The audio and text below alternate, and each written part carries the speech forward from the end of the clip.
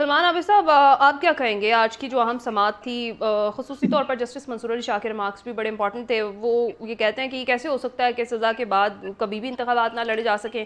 क्या कहेंगे आप? देखिए, पहली बात तो ये है कि पाकिस्तान में आइन और कानून की हुक्मरानी से ज्यादा सियासत हो रही है। जब किसी को ताहयात नाहिल किया गया था उस वक्त भी सियासत हो रही थी, और अब जब किसी को अहल किया जा रहा है तो तब भी सियासत हो रही है। हम पर्सन स्पेसिफिक जो है ना लॉ बनाते हैं, हम पर्सन स्पेसिफिक फैसले करते हैं। यही अदालतें होती हैं ना, इन्हीं अदालतों के जजेस होते हैं ना, इन्हीं अदालतों के वकला होते हैं ना, ये सब मिल बैठ के एक सियासी एजेंडे के तहत जो है एक खेल खेलते हैं, और उसमें किसी को अहल करते हैं और किसी को नाहल करते हैं। फिर यही अदालतें, यही जजेस और यही वकला की टीमें जो है फिर एक वक्त के ऊपर जिसको नाहल किया होता है उसको अहल करने का मंसूबा लेके आ जाते हैं सारे के सारे। तो पाकिस्तान में आइन और कानून से ज्यादा जो है वो सियासत प्रिवेल कर रही है, और हमारी जाती ख्वाहिशात, हमारी पसंद और नापसंद जो है वो चीजें बालादस्त हो रही है। अभी भी वही कुछ हो रहा है जो माजी के अंदर होता रहा है। रिजवान रजी ने ठीक कहा कि आज जो चीफ जस्टिस साहब के बारे में गुफ्तगू हो रही है सोशल मीडिया पे, बिल्कुल नहीं होनी चाहिए। मैं भी इसकी उतनी मुजम्मत करता हूं जितनी रिजवान रजी साहब ने मुजम्मत की है, लेकिन मैं तो उसकी भी मुजम्मत करता हूं जो जस्टिस साकिब निसार साहब के बारे में गुफ्तगू हो रही थी। मैं तो उसकी भी मुजम्मत करता हूं जो जस्टिस बंदयाल के बारे में गुफ्तगू हो रही थी। मैं तो उसकी भी मुजम्मत करता हूं जब जस्टिस इफ्तिखार चौधरी के बारे में बात हो रही थी। उनके फैसलों पर तनकीद करें, लेकिन हमने तो उनकी जातियात के ऊपर जिस तरह से कीचड़ उछाला है वो भी हमारे रिकॉर्ड का हिस्सा है ना। और उसमें तो बड़े बड़े जर्नलिस्ट भी शामिल हैं, बड़े सिक्काबंद जर्नलिस्ट भी शामिल हैं, उनके नाम भी शामिल है, उनकी ट्वीटर्स भी मौजूद है, उनके बाकी चीजें भी मौजूद हैं। प्रॉब्लम हमारा यह है कि जब हमें, मैं बार बार कहता हूं कि अगर फैसले हमारे हक में आ रहे हो तो हमें सब अच्छा लगता है, फैसले जब हमारे खिलाफ आ रहे हो तो हमें सब बुरा लगता है।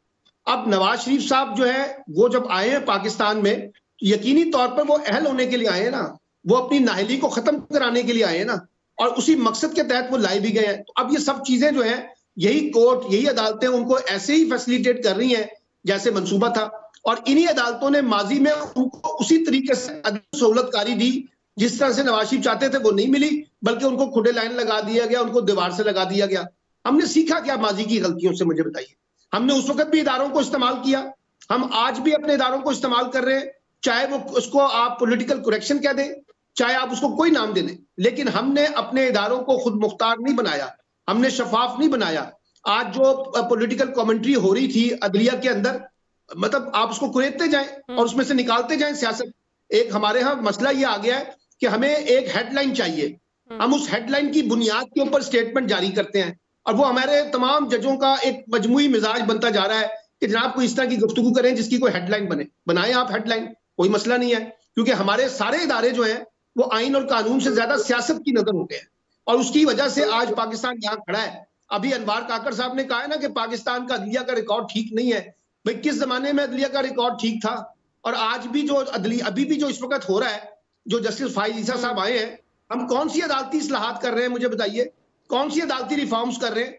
हम तो ये कर रहे हैं कि जनाब जो है ना वो उनको अदलिया कहा जाए या सुप्रीम कोर्ट कहा जाए, साहब लगाया जाए ना लगाया जाए, प्रोटोकॉल लिया है नहीं लिया है, हम इन मामलात में उलझ के रह गए ना।